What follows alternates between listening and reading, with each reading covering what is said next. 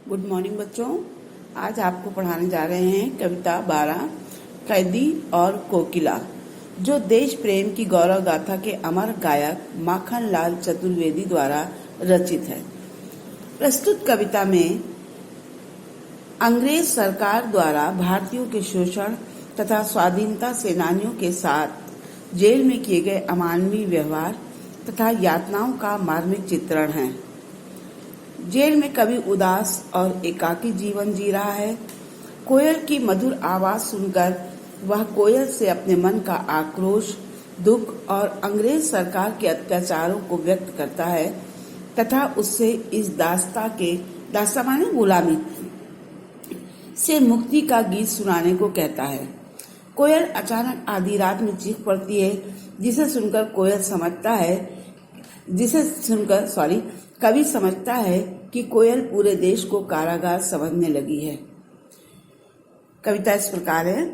क्या गाती हो, क्यों रह रह जाती हो, कोकिल बोलो तो, क्या लाती हो, संदेशा किसका है, कोकिल बोलो तो। ऊंची काली दीवारों के घेरे में, डाकू चोरों बटमारों के डेरे में।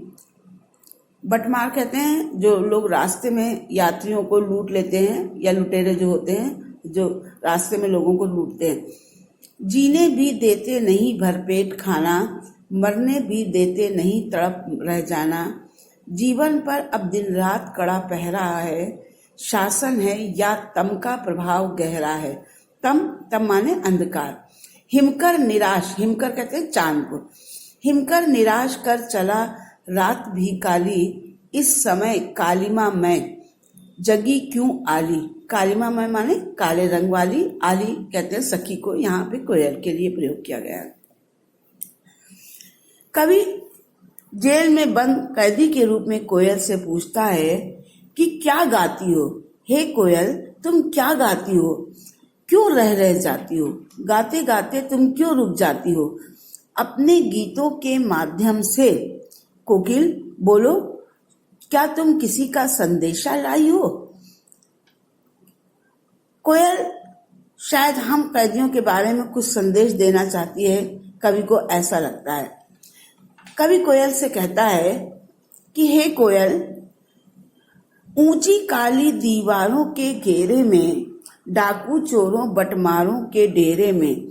हे कोयल, हमें यहाँ जेल की ऊंची ऊंची दीवारों के बीच कैद करके रखा गया है। डाकू चोरों और बटमारों के साथ हम जैसे स्वाधीनता सेनानियों को भी चोरों लुटेरों के साथ रहने को विवश किया गया है। जीने को देते नहीं पेट भर खाना, और यहाँ खाना भी इतना पर्याप्त नहीं हो पाता कि भर पेट खा सकें और जी सकें। अमानवीय परिस्थितियों में रहते हुए हमें नारकीय जीवन जीना पड़ रहा है, यानी नरक के समान जीवन जीना पड़ रहा है। मरने भी देते नहीं तड़प रह जाना, और ये जेल के कर्मचारी हमें मरने भी नहीं देते। ऐसे में हमारे पास और कोई चारा नहीं कि हम तड़प कर मर जाएं।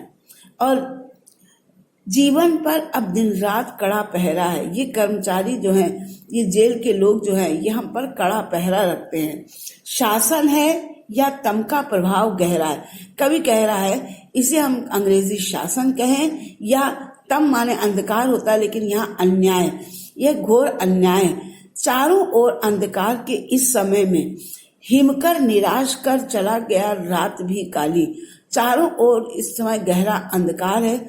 इस समय चंद्रमा भी हमें निराश कर चला गया, यानी कहीं से आशा की कोई किरण दिखाई नहीं देती है।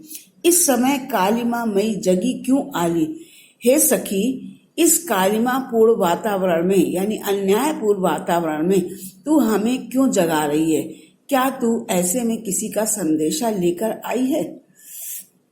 यहाँ पर कवि जो है वो पराधीन भारत की जेलों में स्वाधीनता सेनानियों की स्थिति के बारे में बता रहा है कि उन्हें चोरों लुटेरों और डाकुओं के साथ रखा जाता था और उन्हें खाना नहीं दिया जाता था। बात बात पर उन पर अत्याचार किए जाते थे। हमेशा उन पर शक की दृष्टि से उन्हें देखा जाता था। और यहाँ पर कवि की रचनाएं एक ओर देशवासियों में अंग्रेजों के प्रति विद्रोह की भावना जगा रही हैं, तो दूसरी ओर वह स्वयं भी स्वाधीनता के लिए संघर्ष कर रहा है। दूसरा भाग देखिए, क्यों हूक पड़ी वेदना बोझ वाली। हूक कहते हैं किसी दुख से पीड़ा का व्यक्त होना, आह भरना। कोकिल बोलो तो क्या लूटा मृदुल वैभव, मृदुल माने कोमल, वैभव माने खजाने, रखवाली सी। कोकिल बोलो तो क्या हुई बावली अर्धरात्रि को चीखी। कोकिल बोलो तो किस दावा नल की ज्वालाएं हैं दिखी। कोकिल बोलो तो कवि कोयल से कहता है कि हे कोयल, क्या तुम्हें पीड़ा है कारागार में बंदी। कवि ने कोयल की वेदनापूर्ण आवाज सुनकर पूछा कि हे कोयल, तुम इस तरह क्यों चीख रही हो, तुम्हारा क्या लुट गया है। क्या तुम्हारे मधुर कंठ की मधुर आवाज सुनकर तो यही लगता है कि ईश्वर ने तुम्हें ही मधुर वैभव की रखवाली का दायित्व सौंपा है। हे कोयल, बताओ तुम आधी रात को पागलों की तरह क्यों चीख रही हो। क्या तुमने, दावानल कहते हैं जंगल में अपने आप लगने वाली आग को, ज्वालाएं यानी आग की लपटें। क्या तुमने जंगल में फैली आग देख ली है जो इस तरह चीख रही हो। कोकिल बताओ तो, कुछ तो बताओ। यहाँ कवि ने दिन के समय मधुर स्वर में कूकने वाली कोयल को आधी रात में क्रंदन कर रही है, इसलिए उसकी वाणी जो है कवि को वेदनापूर्ण लग रही है। कवि ने कोयल को बावली कहकर संबोधित किया है क्योंकि कोयल रात में कूक रही है जब सारा संसार सोया हुआ है। क्योंकि कोयल हमेशा दिन में कूकती है, तो कवि का कहना है कोयल को दिन में कूक कर अपना संदेश लोगों तक पहुंचाना चाहिए। दावानल हमने आपको बताया जंगल में अपने आप लगी हुई आग, वो आग जो दो पेड़ों की डालियों के घर्षण के फलस्वरूप उत्पन्न होती है और पूरे जंगल में फैल जाती है।